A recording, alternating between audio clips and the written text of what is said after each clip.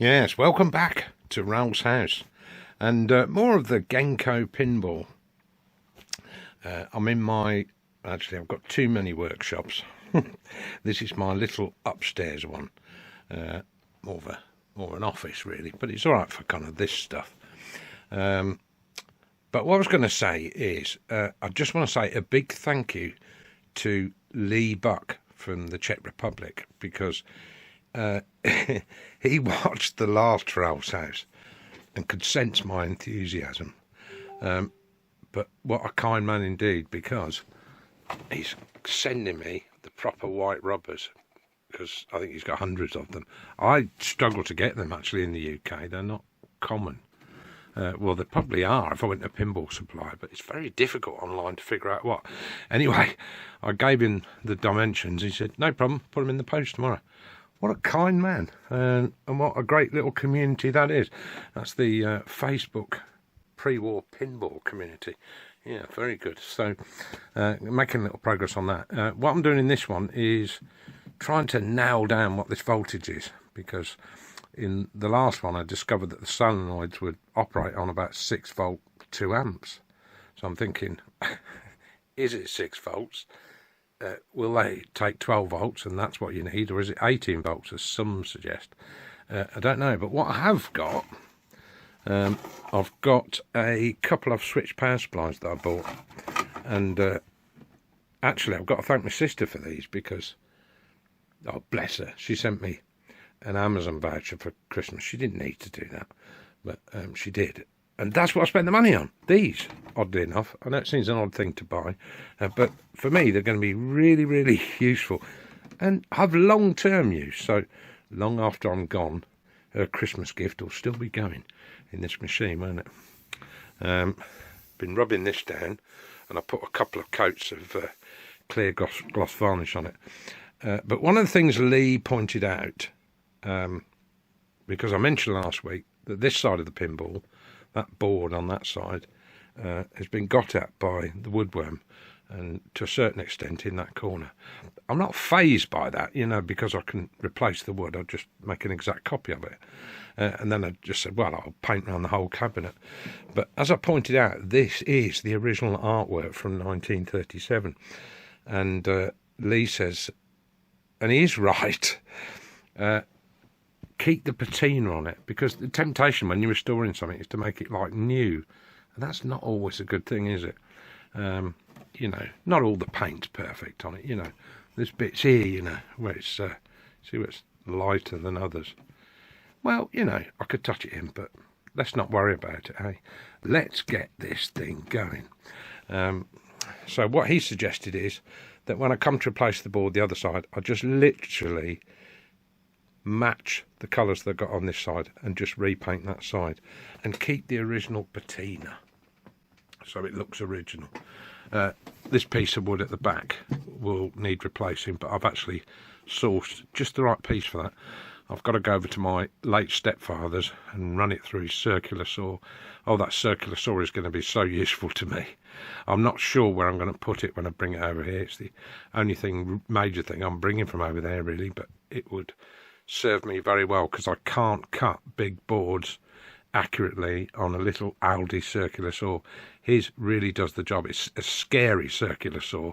When you start it up, you want to jump back. You just think, I don't want to get my fingers near that. But if you're cutting a board and you want to get it square, that's the thing to do it with. And I'm sure my stepfather would be delighted, in fact, that I've got it. I'm sure he would. So I just thought I'd start there, because really we're talking about power supplies, and I've got two here. I've got one at 12 volt. Let's have a check. This one's 24 volt at 20 amp. You can turn it down, of course.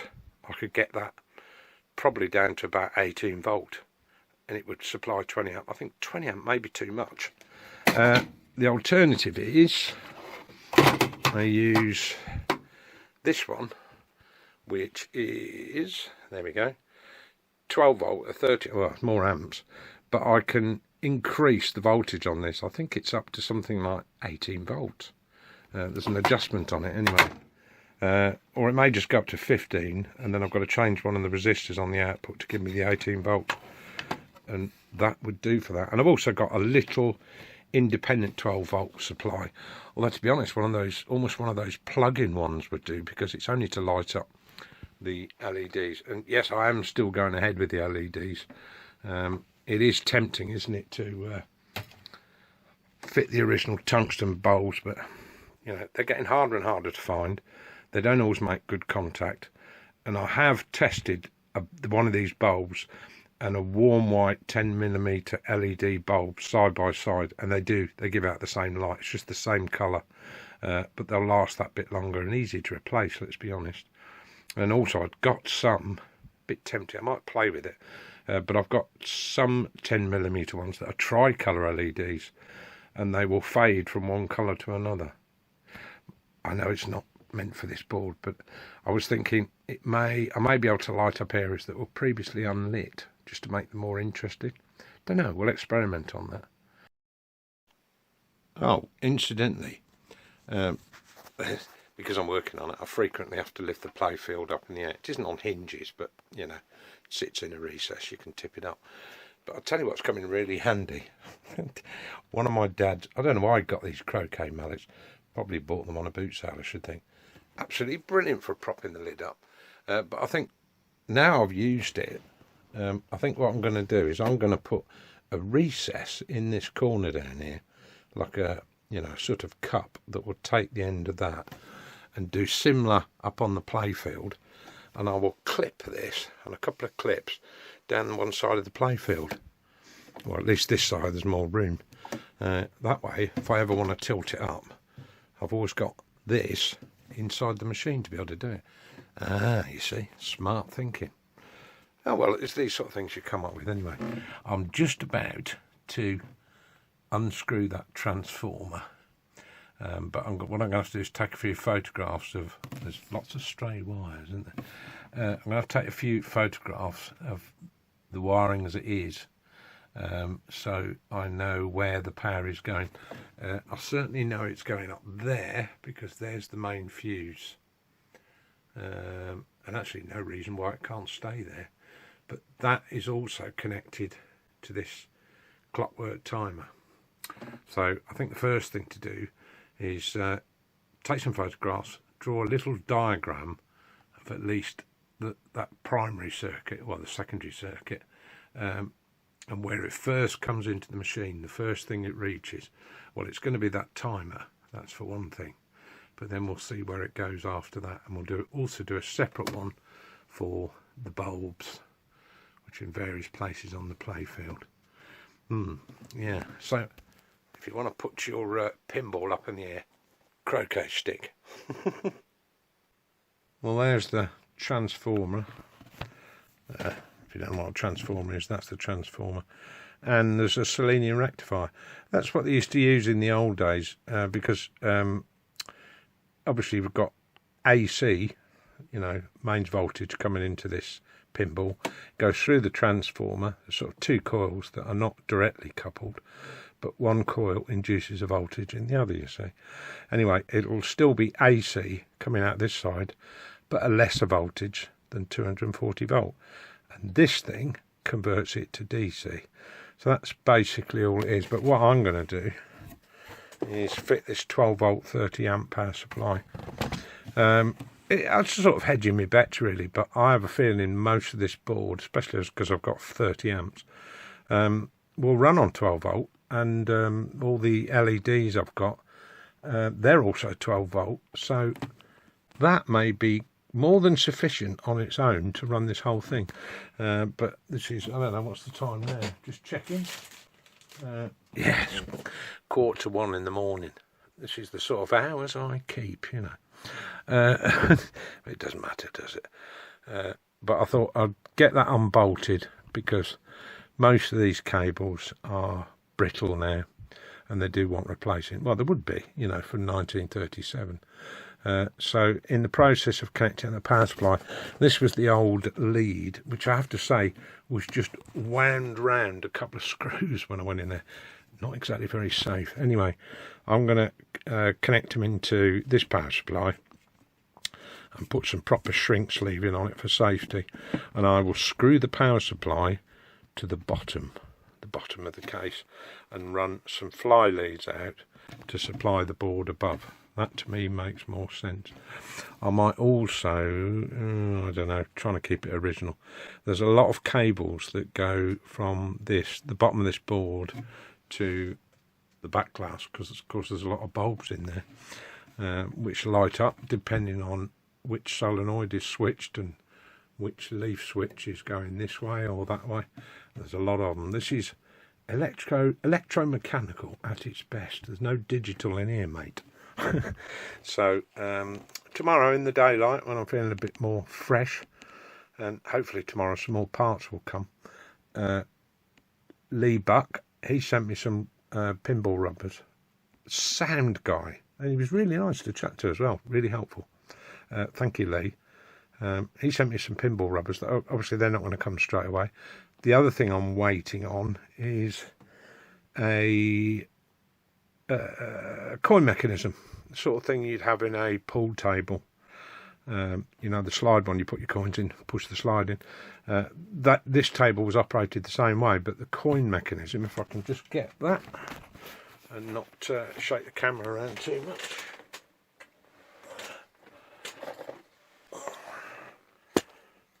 And there it is. That's the front door with the coin mechanism, but it only accepts 2p coins.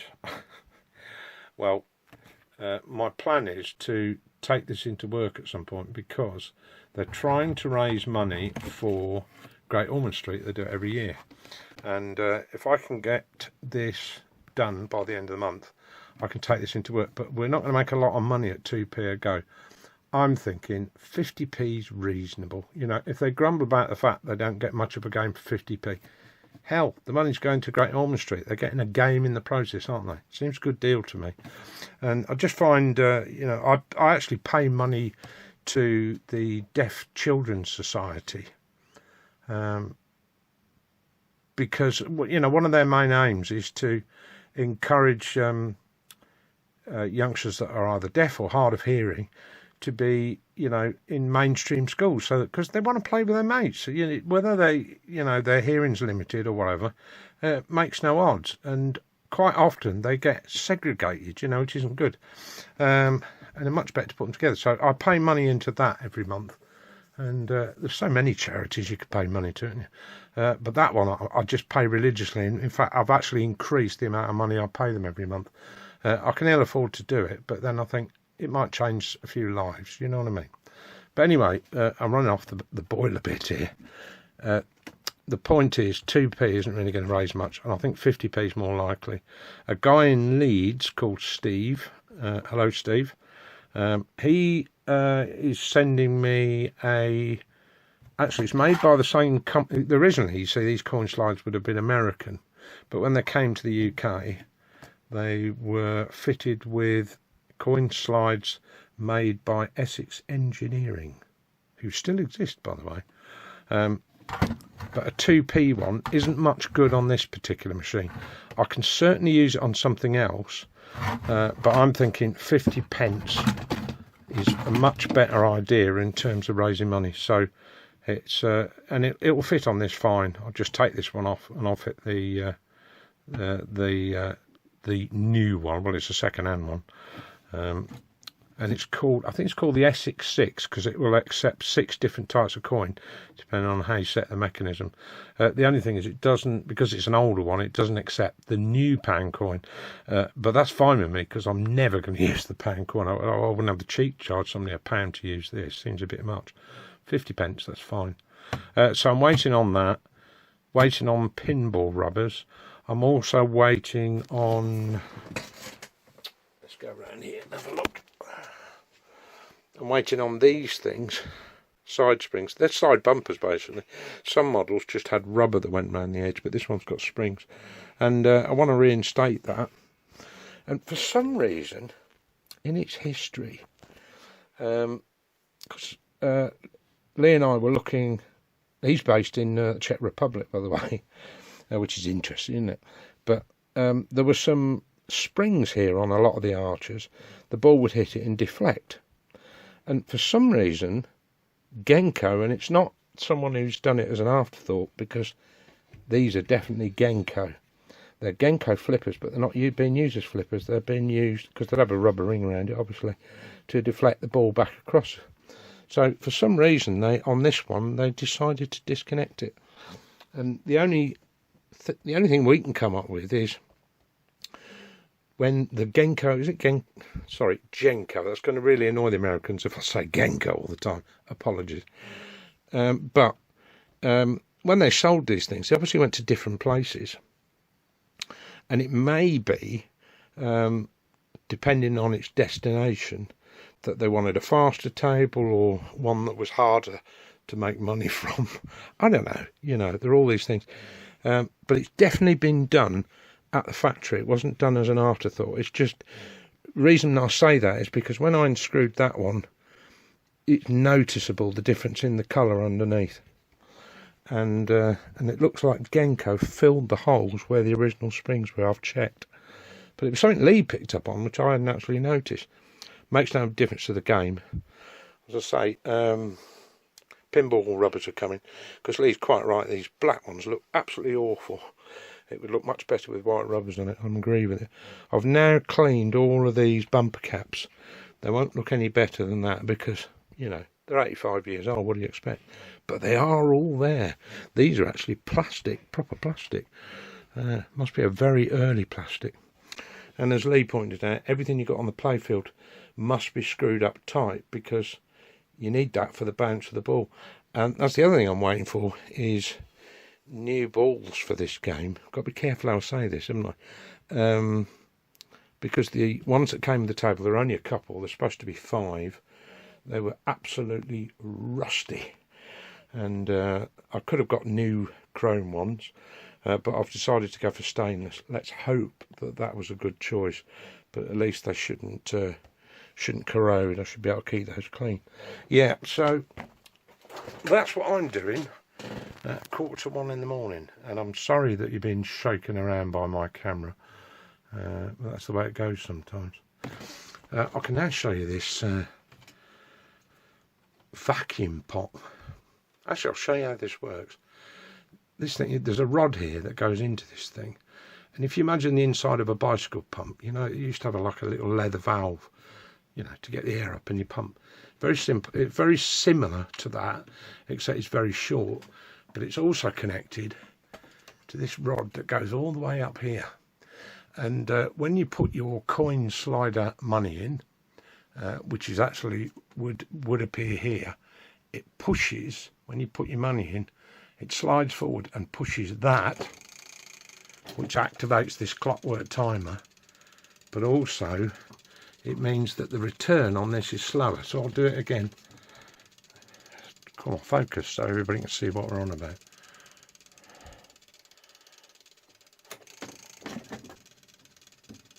See, it's got it'll go in easy, but it's got a slower return. Just slightly, just dampens it. And that's what that's doing. It's just, you know, because it's slow release of air.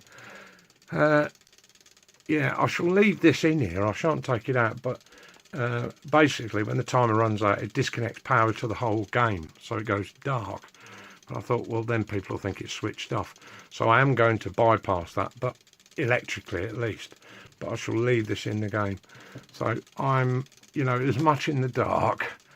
Well, I am literally in the dark. I'm using a torch, but I'm as much in the dark as you are in terms of getting my head around this game.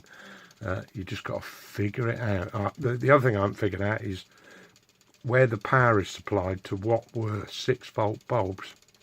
I'm going to have to trace a lot of these colours, and also at the same time I'm going to have to place some of them, because they are in an appalling state, especially the mains cable. It's all breaking up, so that's got to come out and definitely be replaced.